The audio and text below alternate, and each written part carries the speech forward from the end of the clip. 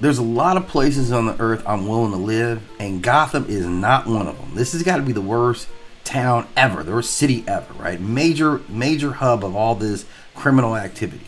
But what's it like living in Gotham? Like for the every average day Gotham City citizen, like trying to just have a normal life.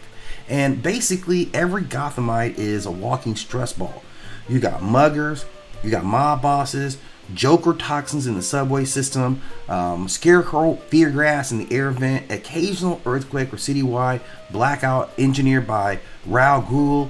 The average citizen wakes up each morning not wondering if something completely insane is going to happen, but what time it's going to happen. And this creates a psychological baseline of paranoia and hypervigilance, right?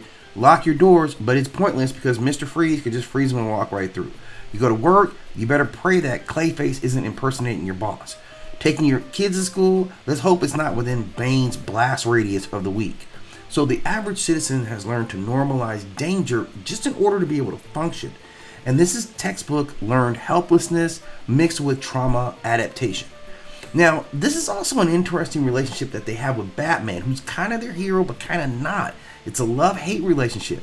On one hand, he's seen as the only thing standing between them and a fun night out with the Joker in the game. But on the other hand, his presence, his merely being there, attracts psychos like a moth to flame. Like many Gothamites think if Batman didn't exist, maybe neither would all these rogues. This creates civic resentment. He's both a savior and a curse. And I can see that. I mean, Bane literally came there and held Gotham, at gunpoint because they wanted to get to Batman. So they become the leverage against him.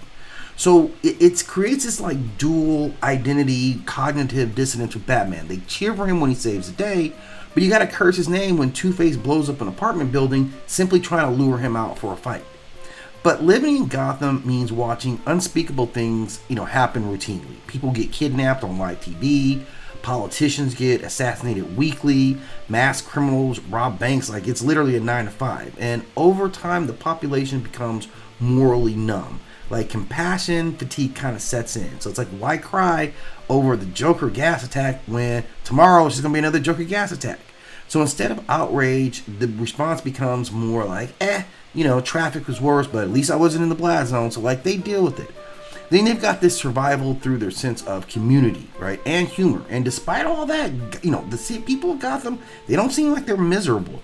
Like they develop these resilient strategies. They make jokes about Arkham being a revolving door, the way we would joke about the weather.